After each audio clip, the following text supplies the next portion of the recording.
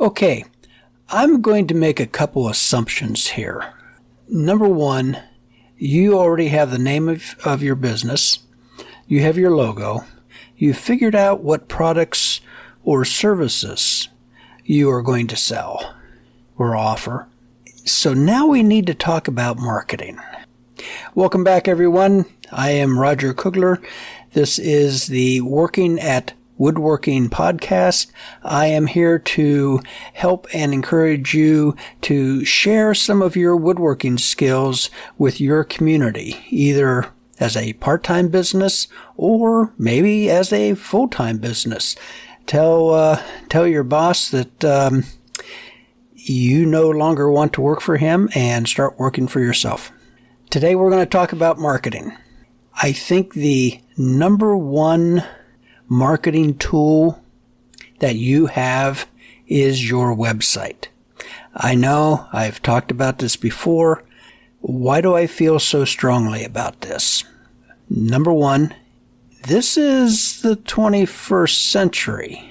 We're not printing things on poster paper and using flour glue to paper them up like they did in the 1920s. Your website gives you legitimacy. You're not playing around here. You're serious about being in business. I've kind of half-heartedly joked before that if you don't have a website, you have a hobby. There's actually a lot of truth to that. So I'm assuming that your website is either up and running or you are working on it. The number two most important marketing tool, I think, is Google Business Profile. That's right, Mr. Google. Why? Because Mr. Google is the number one search engine in the world. Yellow Pages don't even exist anymore. There's Yellow Book in some markets, but it's not the same thing. Everyone turns to the internet when they need to find something. And most people, by a wide margin, are using Google. So you need to claim your business profile on Google. It's not very hard. Just literally Google my business profile and it will pop right up and you can walk right through. If you get stuck someplace, enter the same search terms into YouTube and you will find a video of someone explaining how to do this. Why YouTube? Because that is the number two most popular search engine in the world. Okay, so is that it? Website and Google? You could probably easily get away with that. Yes, absolutely. There are a few other things you might want to check out and take advantage of. Speaking of Yellow Pages, YP.com. It's the now online Yellow Pages. Free listing. There's Yelp, which, yeah, I know it concentrates more on restaurants, but it doesn't hurt to be there. I've had a few contacts from Yelp. I can't say that it's a real moneymaker for me, but it's better that I have a Yelp page than someone else has my Yelp page. Manta, that is a business directory that it's not very hard to fill that information out. If you don't do it, they'll do it for you. And they'll start guessing. Sometimes their guesses are pretty accurate. Sometimes they are way off base. You're better off claiming that information for yourself. Angie, Porch, House, those are all other ones that it would not hurt to have a presence on there. I didn't say that you had to use them or be an active member. But again, if you don't go on and create a page for you, they will probably do it for you. And it's very generic, it's very plain, and take control of it yourself. I talked a lot more about this in episode 4. You might want to go back and catch that if you haven't already listened to it. These are all free things, including the Google Business. You're not paying anything for these. Another one that I've overlooked was the Better Business Bureau, BBB. This one I think you should be very serious about. They have some clout, especially with the older generation. I don't know if 20-somethings even know they exist, but older generations most definitely know about the Better Business Bureau. Go in, fill out your page yourself. There's a verification check. It's easy. It's simple. It doesn't cost you anything. And again, if you don't do it, they're very likely to scrape information from other databases and create this. Okay, so where are we? Number 4, advertising. Marketing, advertising kind of goes hand in hand. Are you going to need a $10,000, $20,000 advertising budget for the year? No, I really don't think so. Should you do print ads in the newspaper? Maybe classifieds? Honestly, I don't think so. You want to practice guerrilla marketing techniques, which basically means get good marketing, good publicity, good exposure without having to pay for it. Now, the one thing I think you should do with your local newspaper, providing that you have a local newspaper, is to get to know the feature editor. And that's as simple as figuring out who that is, sending them an email, introducing yourself, or better yet, call them up and introduce yourself. Yeah, you're fishing to have someone do a story on you. Probably not for next week's paper, but who knows? 6 months, 8 months, a year down the road, you planted the seed, it could come to fruition. And I think that these are a very valuable piece of marketing. Number one, it doesn't cost you anything. And number two, it does give you some exposure to probably your clientele. People who have some money, who have disposable income, or people who just need things fixed. And I've been into paper, probably 2 or 3 times, and I've always gotten very positive feedback and positive jobs from that exposure. What about radio? I don't think you need to take out a radio ad, but it wouldn't hurt just to learn about their market. If you have a PBS station in your area, I'd do the same thing as you do with the newspaper.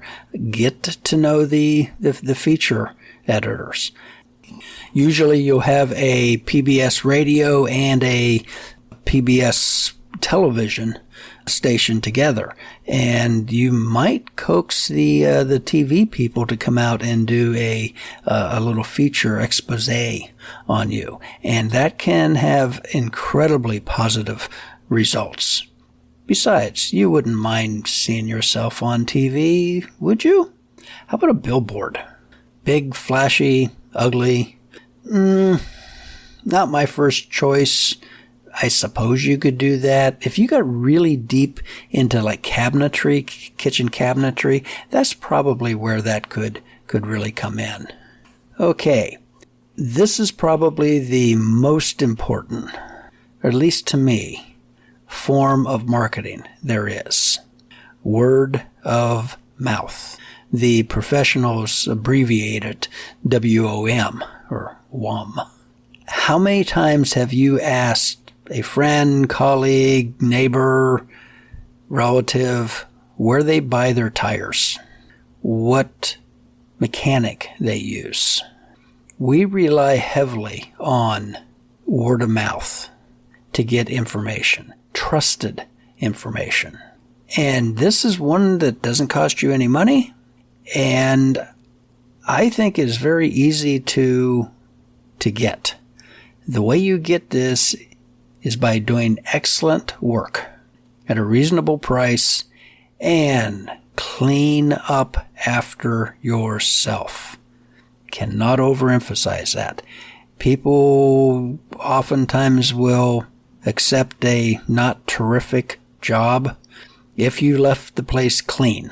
If you can do a terrific job and leave the place clean, in fact, cleaner than you found it, oh, they will be singing your praises from the rooftops. Friends and family also comes under word of mouth advertising. If you can convince your brother-in-law that you are the world's greatest furniture maker, he's going to brag about that. He's going to tell all his friends and all of his colleagues. And that word of mouth is just going to spread. If you have a spouse, a significant other that works in an office environment, oh, buddy, that can be, well, gold mine. My wife has brought me so much work. In fact, one year there was a Christmas party we went to. I claimed it as a tax deduction because over half of my customers were there. So don't overlook any of this. Whenever you are meeting people, you want to leave them with something that reminds them of you. And that little thing is a business card. These are super simple. Yeah, I know, those are so 19th century. But hey, they still work. It's really easy, pretty cheap to get business cards. I myself do the DIY thing. I go to Staples, Office Depot, or online and order the Avery do-it-yourself business card kit. It's basically just the perforated business cards on a sheet that you can load into your computer. And I use Inkscape or Scribus to do a business card sheet, and I can just print them out whenever I want. It's reasonable cost, and I'm kind of a glutton for punishment that way. There are online places you can go. Vistaprint seems to be about the biggest company for online printing. There's also Jukebox and Staples. In fact, at most Staples stores, you can go in and talk to someone and they can set up and have business cards printed for you. There might be a print shop in your town, but again, kind of like newspapers, they are getting few and far between. Your design doesn't have to be spectacular. You just want a piece of paper with your name, your business name, your phone number, your email address, and your website so that people can remember that. And people have a tendency of holding on to business cards if they are at all interested in maybe doing business with you in the future. If you don't have them, you can't give any away. Okay, to round out your marketing plan, there's a few other things to consider. Photographs, photography. You're going to need it. And this could be photos of, well, everything. You need some photos of yourself. I know you're a little camera shy. You don't like people taking your photos. Get over it. People want to see who they are dealing with. If they can go onto your website and see a picture of you, and you are talk to them on the phone and you set up an appointment for 10 o'clock on Thursday, and you get out of your vehicle and start walking up to their door, they recognize you.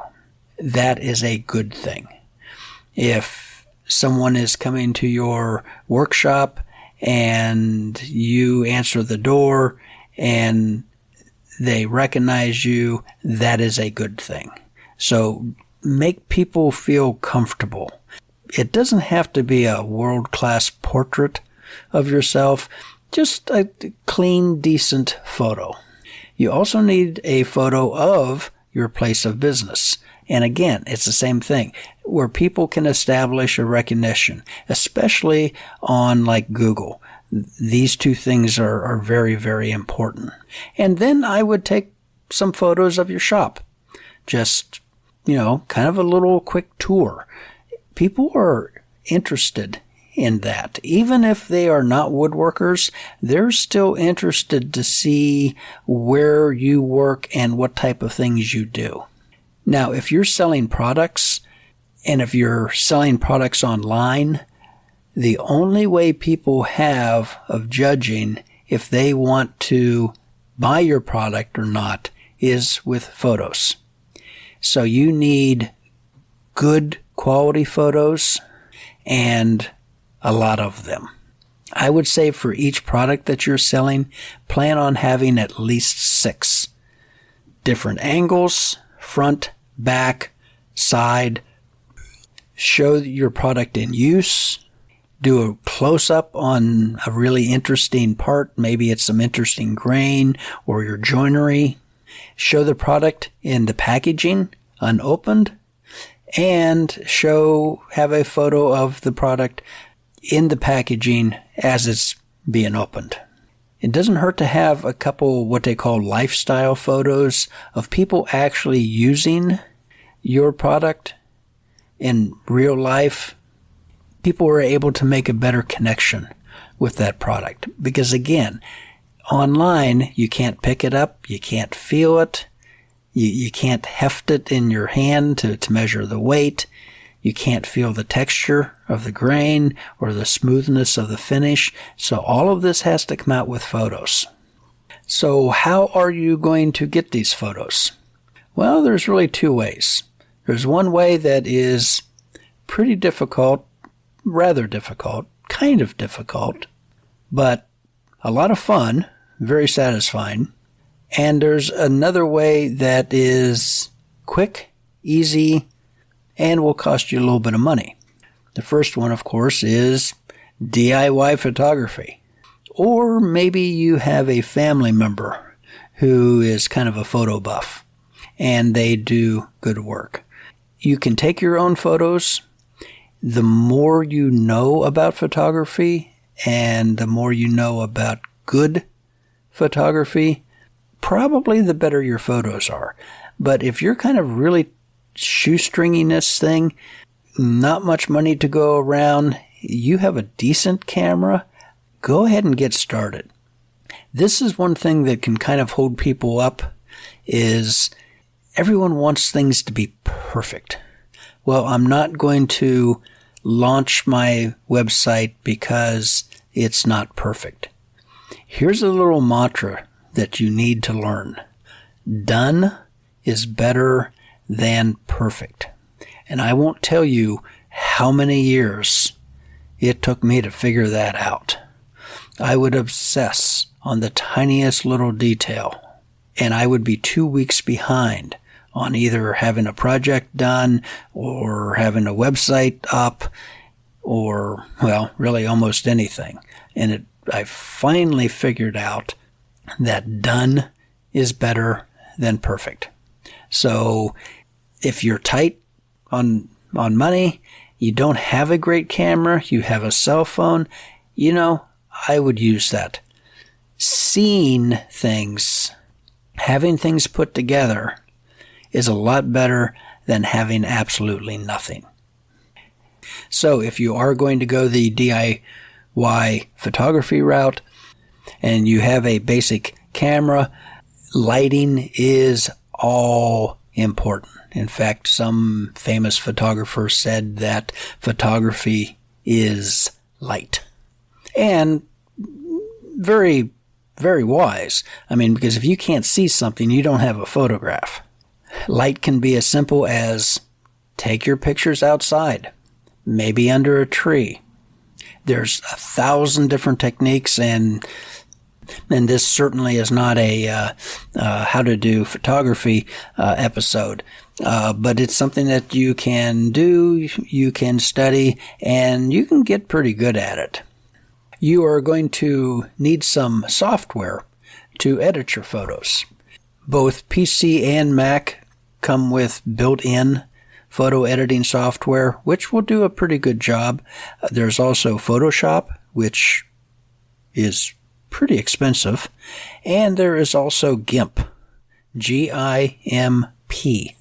It is a free, that's right, free open source software that rivals Photoshop. Send hate mail to Roger at workingatwoodworking.com. Yeah, I know. It's not the same as a $1 trillion software empire that Photoshop is, but for free, it does a pretty darn good job. And I am no expert at using GIMP, but there is no way I'm ever going to surpass its lack of capabilities. And again, that can run on Mac, Windows, or Linux. So what about hiring a pro? Well, to be honest, this is where the smart money goes, because unless you are incredibly good at photography, this is like one of your hobbies, or maybe you were a professional photographer in a past life, I think you're going to be money ahead, and certainly time ahead, by hiring a professional. And guess what? They're not all that expensive. If you start to weigh in, the cost of camera gear, if you're not satisfied with what you have, and the time that it takes to set up and do shots, and then the time to edit those shots, I think you're going to be further ahead actually hiring someone to come in. And I'll tell you, one of the first things that you're going to be challenged with is, what do I want them to photograph? So you're going to have everything lined out. It's cheaper if you go to the photographer as opposed to the photographer coming to you, but each situation is different. You need to know what photographs you need. So if you're shooting products, then you can probably round those up unless they're, like cabinets and large pieces of furniture, and take those to the person's studio. If you need to do a site visit, have everything ready. Have a list of the photos that you need. Talk to the photographer about formats.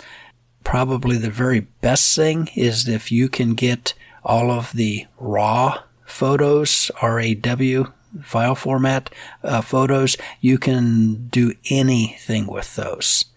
If you're not really into this, tell the photographer what you need the photos to do. If they're going on a billboard, that's going to be different than if you're putting them up on a web page. Make sure that you purchase all rights. That means that you own the photos. Those are your photos. There was a thing, well, it's been quite a while ago now, where some photographers would come out and do a whole photo shoot, and you had first rights so that you could use the photos once, but if you needed to use them for something else or you needed to change them, they expected you to give them more money, and that's not the way to go about doing things. Where do you find a professional? In your area. I mean, they're around. There's a lot of budding photographers, people who are just starting out. Check with them. They might be able to do a very good job for you. And you're also, giving somebody a chance to perfect and work at their craft. Another little thing that you should be working on are write-ups. And these are short, descriptive stories about who you are, what your business is all about, and kind of almost an elevator pitch. You would do different versions of these. You would do one that might be 250 words or less that describes your business, that you could use on, your website. Maybe you're talking to a journalist, they want to do a feature story, they want to know a little bit more about you, and instead of sitting there and having to come up with something from scratch, you already have this prepackaged, well-edited, well-written paragraph about who you are, what you're doing, and what your business is. That can save a lot of time. Have some that are maybe a full page. Have some that are 2 paragraphs long. Have some that are 2 sentences long, that they can be used and fit into different situations. I can't tell you how much time that can save you. Now, some communities still have what they call public service announcements. Back in the day, you could do a lot with a PSA. Something like you attended a high-level veneer workshop with Scott Grove, and you learned this technique and that technique and this other technique, and you are incorporating it into a new line of products that you have been working on for the last year and a half, blah, blah, blah, blah, so on and so forth. And newspaper editors who are desperate to fill up a news hole would see this. It's like, this is great. Put it on the business page, and you have free advertising. Well, there's not very many newspapers around anymore, and a lot of them don't even have a business section. So this might be just a mute suggestion. But if you're in an area that does have a good newspaper, a big newspaper, you might still have this. You might be able to take advantage of it. Social media. Everyone loves it or hates it, but I really think we gotta do it either way. And the biggest player on social media is Facebook. Okay, I need to come clean. I am not a huge Facebook fan. I have a page for my business, Hoosier Woodworks. I haven't been on it probably for over a year. I know that's not a good thing to do, but I'm just not a Facebook person. My wife is, but I'm just not. I do think if you have a business, you do need to have a Facebook page. Why? Because there are a lot of people out there, when they think of the internet, they're thinking of Facebook. They're not thinking about the billions of other websites that you can be exploring, or, blogs and forums and chat rooms and things like that. No, they're just thinking about Facebook. So you really need to be there. You probably should have some activity on Facebook. I am not the Facebook expert to be talking to. That would probably be, well, if you're over 40, you probably know more about Facebook than your grandchildren do. So we can't use that one. And if you're on Facebook, you should probably also be on Instagram. Facebook owns Instagram. Now, one of the nice things about Instagram is you can make a post on Instagram and check a little box, and it will send it to Facebook. So you kind of get 2 for 1 right there. And of course, there's YouTube. Remember, YouTube's the second largest search engine in the world, right after Google. You're already on Google, so you got that one covered. Should you have a YouTube channel? Wouldn't hurt. I've really struggled to do anything with mine, but how about Twitter? Yeah, you can do that. I have the account. I don't do anything with it. Pinterest? I have an account. I don't do anything with it. Why? Well, I'll tell you. When social media really started taking off, 10, 15 years ago, I tried to play the game. And I was learning everything I possibly could, and techniques to do this, techniques to do that. And, it doesn't take very long until you figure out you're spending more time doing social media than you are building furniture, or repairing furniture, or making cabinets, or just making sawdust in general. It can take a lot of time. And so then I kind of backed down to the advice that I had heard of, if you're going to do social media, pick one and do it well. Or pick 2 and do them very well. Or maybe 3, but don't go crazy and try to be everything to everyone on every social media platform, because unless you hire someone, you're probably going to fail miserably either at social media or your business. So pick your poison, I think, is probably the best way to say that. Now, there is another social media platform that you don't hear very much about. I think it's relatively new. It's called Nextdoor. It's kind of a neighborhood Facebook thingy. That's a technical term. Where I get a email about someone posting something about a lost dog in the adjoining neighborhood. And I've had several customers, older folks mostly, who I've done like furniture repair for, and have asked if I'm on Nextdoor. And I tell them that I know of it. I'm not actually on it. And they've encouraged me to do the business section on Nextdoor, and that I could get a lot of business because a lot of their friends in their neighborhood, stay in touch with Nextdoor, and it would be very good for me. Well, at the time, I was pretty much drowning in work anyway, so I didn't want to take anything else on, and I have stayed away from it. But if you're in kind of a tight little neighborhood and that's something that's available for you, that could turn out to be very, very, very lucrative. Maybe even more so than, the number 2, 3, or 4 marketing strategy that we've talked about today. So check it out in your area. It might be something. Okay, let's talk about what to watch out for. Some traps, snares, scams that you can fall into on your marketing journey. Lead generators.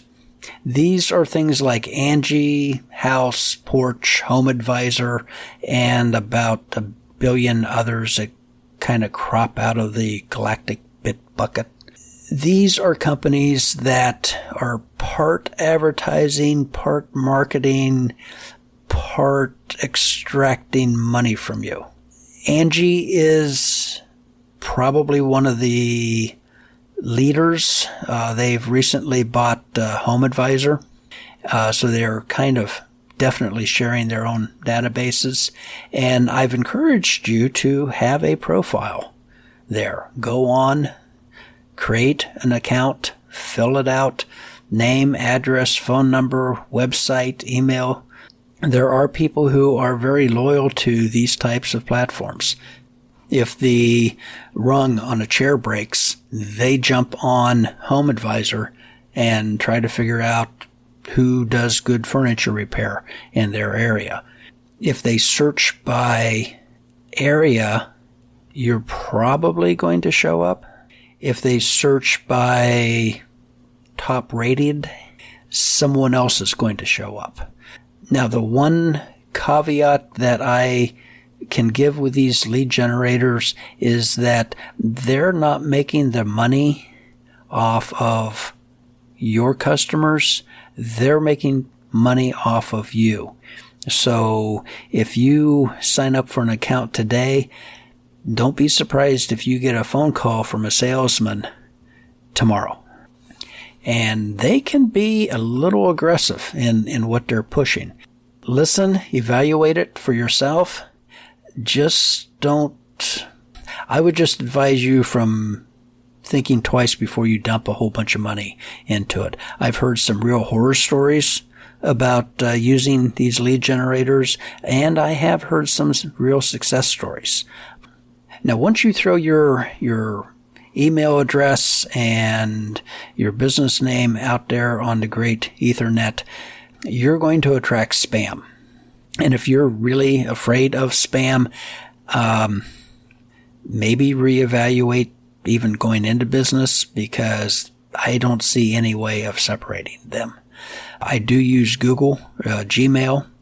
They do a good job of wiping out probably 95% of all the spam. Every now and then I'll look in my spam folder. Oh my gosh. the things that I have missed. I did not know that I was so inadequate in certain body parts. Anyway, you're going to get spam. You're going to get email spams. You're going to get text message spam, which is really annoying.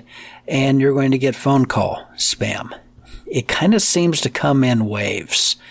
Towards the end of the month, I get a whole bunch of telephone calls coming in. There's probably a quota or something that they have to meet and just get flooded. It's just kind of part of doing life.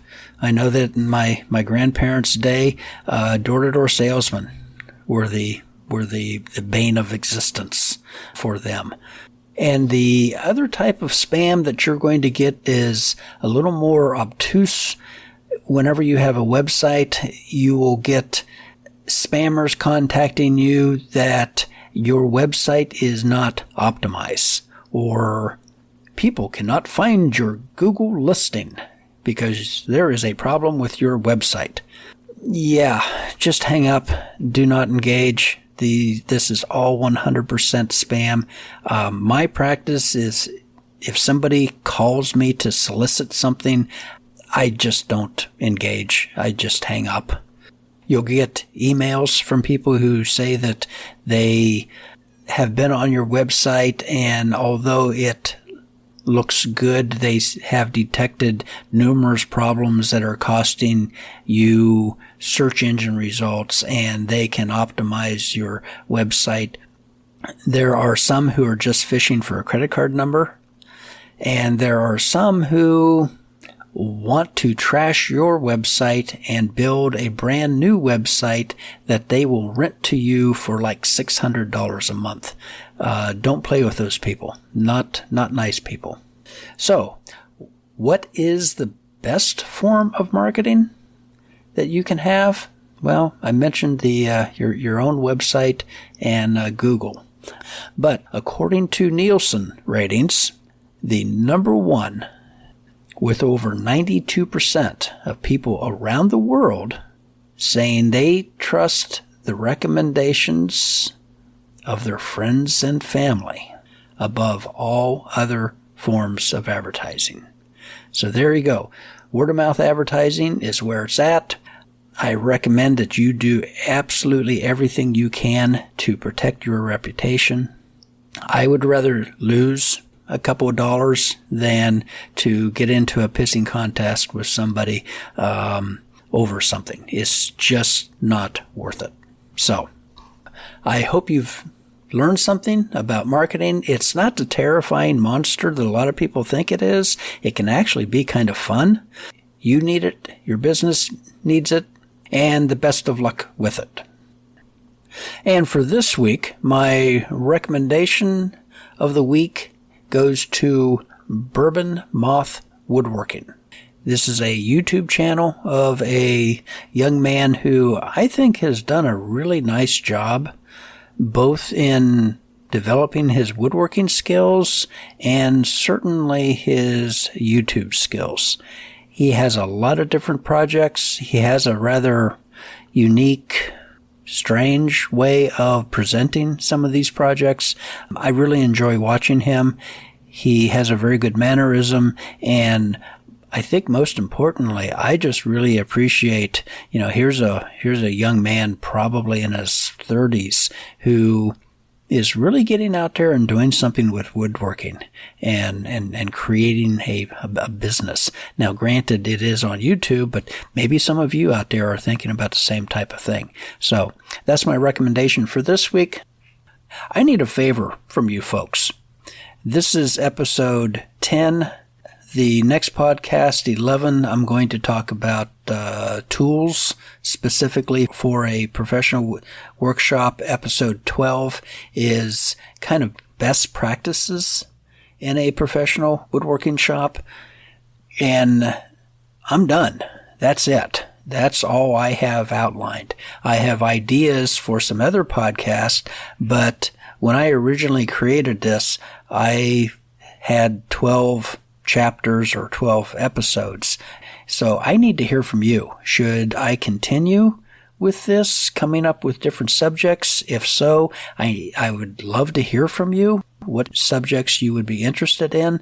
Maybe I should go to, maybe every other week releasing a podcast, maybe once a month releasing a podcast, or just kind of letting the 12 sit there and those who discover it gain some information from it.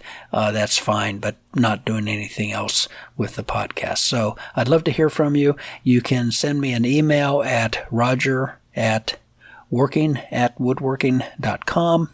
You can visit the webpage, working@woodworking.com, for more information, and you can also reach me through HoosierWoodworks.com. So I'd love to hear from you.